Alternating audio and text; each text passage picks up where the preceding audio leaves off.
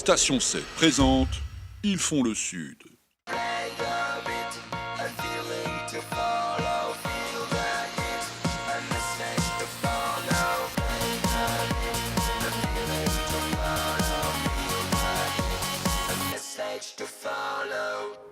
Bonjour et bienvenue sur LCM pour un nouveau numéro d'Ils font le Sud. Alors cette semaine, je reçois un architecte un peu fou, enfin c'est plutôt son projet qui est complètement fou puisqu'il veut replonger Marseille 70 ans en arrière en reconstruisant le pont transborder qui avait été détruit en 1944 par les Allemands.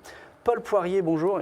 Excuse-moi de t'avoir traité de fou, mais enfin, vouloir reconstruire le pont transborder alors que tous les architectes, quand on les rencontre, ils sont tournés vers l'avenir. Pourquoi toi, tu regardes dans le rétroviseur? Alors, je pense que c'est exactement l'inverse. Je regarde l'avenir et c'est en devinant que l'avenir de Marseille était prometteur. C'est une ville qui est en train d'accélérer.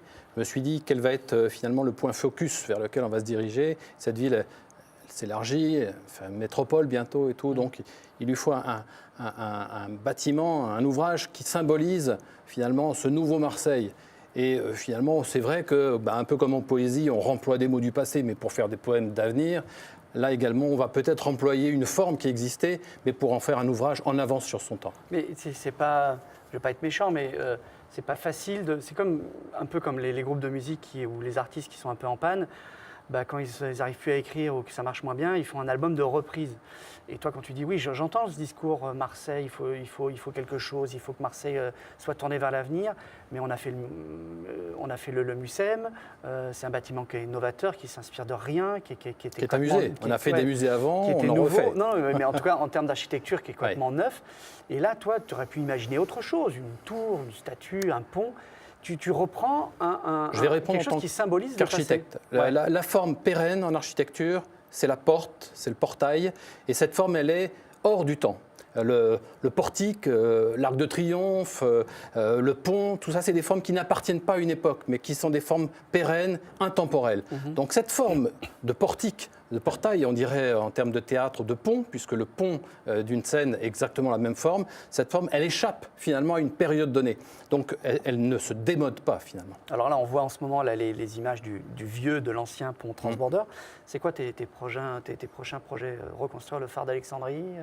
Non, je pense que finalement, de par mon histoire, j'ai essayé de rassembler des personnes d'horizons différents, de cultures différentes. C'est dans mes veines finalement.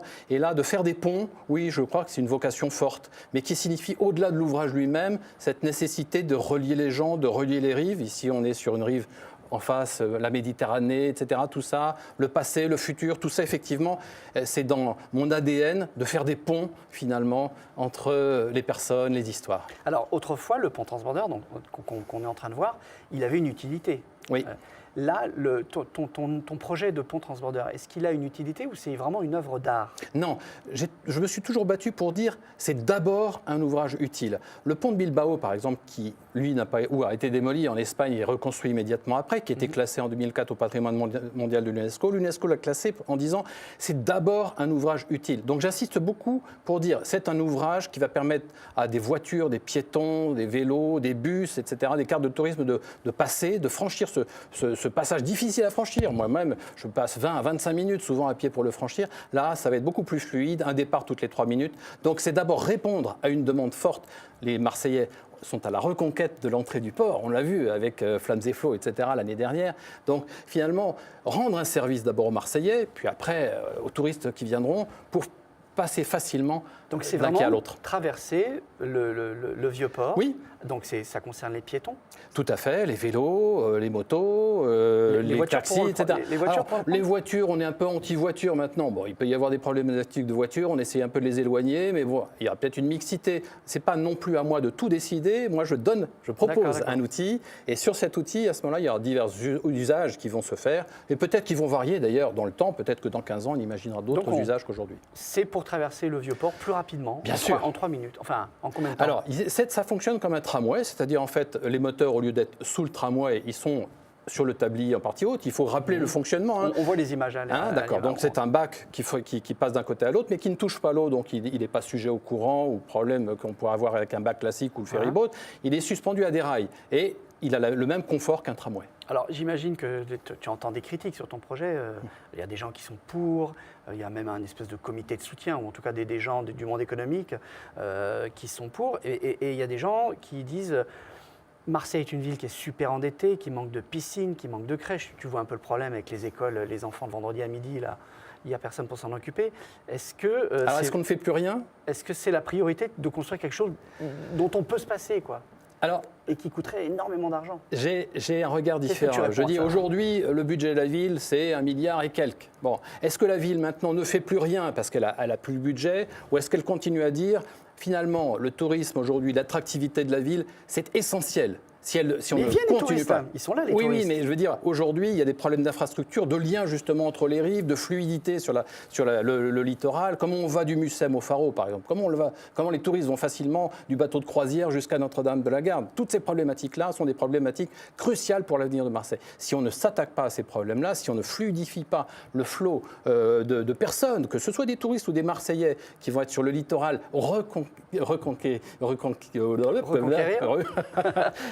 que les Marseillais ont reconquis, et à ce moment-là, on va avoir une problématique d'engorgement. Donc pour toi, c'est un outil Oui, et une œuvre d'art. Enfin, c'est d'abord un outil. Dans toutes les villes où il y en a eu, ça a d'abord été un fantastique outil de franchissement et qui laissait pleinement le maritime. C'est le seul pont finalement qui laisse le maritime s'épanouir. Tous les autres ponts cassent le maritime. Que ce soit les passerelles, que ce soit les ponts levant, etc. Tout ça interrompt à un moment ou à un autre le flux maritime.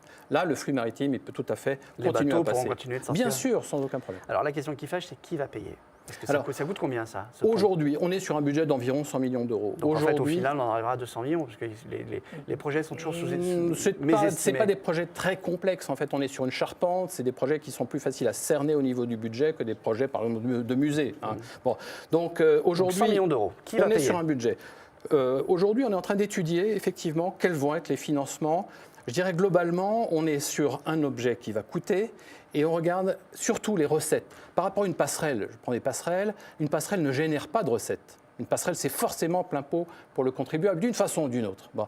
Là, on est sur un ouvrage qui, certes, va coûter d'un côté, mais qui, de l'autre côté, va générer des recettes. Donc, Parce que ça sera payant pour traverser, on verra. On est en train de réfléchir à tout ça. Tout est payant maintenant. Tout est payant. Oui, mais alors, je dirais, il va falloir imaginer des systèmes pour que l'usager courant, l'habitant, etc., puisse y accéder facilement, et j'y tiens beaucoup. Et peut-être pour des gens qui viennent voir plusieurs choses, que ce soit le Mucem, que ce soit d'autres choses, d'autres curiosités, d'autres objets mondes à Marseille, puissent avoir ça dans un pass global où soit inclus le prix du transborder. Donc ça sera des fonds publics? Ce ne sera pas uniquement des... Parce que j'avais entendu dire que c'était uniquement des fonds privés, que ça coûterait 0 € à la ville. Je dirais, aujourd'hui, moi, ce qui m'intéresse, il faut prendre du recul et de la hauteur par rapport à tout ça, c'est sur le budget de la ville. Est-ce qu'au final, ça va permettre, sur ce 1 milliard et quelques de budget de la ville, de l'alourdir ou de l'alléger? Si on booste le tourisme, si on booste l'attractivité internationale, on n'est plus sur de l'européen, de Marseille, ça va générer des revenus nouveaux qui vont permettre à ce moment-là à cet ouvrage d'être utile. Il y a aussi une utilité économique et je me bagarre pour cette utilité économique. Qu'est-ce qu'il en dit, Jean-Claude Gaudin? Il a écrit noir sur blanc qu'il voulait un pont de transborder. Moi, j'en suis très heureux. Il a écrit aussi qu'il voulait un téléphérique. Enfin, il veut beaucoup de choses. Il y a bien sûr d'autres choses, mais je crois qu'effectivement. D'ailleurs, c'est un peu en concurrence avec le téléphérique. Non, il y a pas des du gens tout. qui disent que ce sera soit le téléphérique, non, pas du tout. Puisque, en fait, on est compatible. Juste préciser qui partirait pour aller jusqu'à Notre-Dame-de-la-Garde. Mais on s'est assuré, il y a plus d'1 an et demi, en rencontrant des majors du câble en ville, qu'on était compatibles. C'est-à-dire nous pouvons servir de station d'arrêt, de départ ou d'arrêt ou de descente pour des téléphériques urbains. C'est-à-dire qu'en fait, on a les ascenseurs, les escaliers pour monter à 60 mètres de hauteur et de là partir, par exemple, vers la Bonne Mer. D'accord. Et je suppose que ce sera...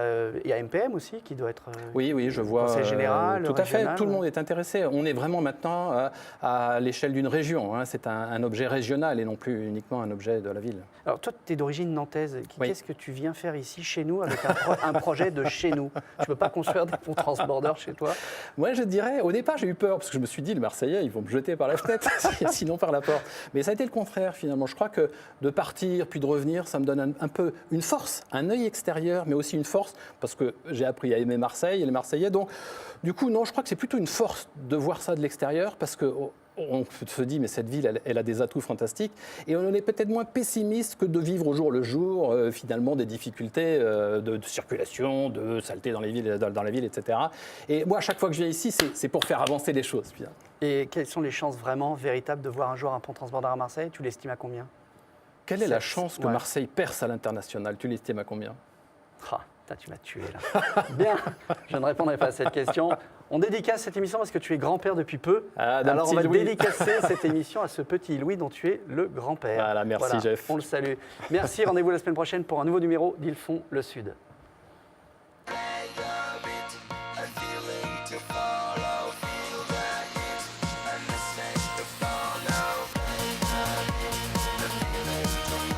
Pour revoir ce programme, lcm.fr.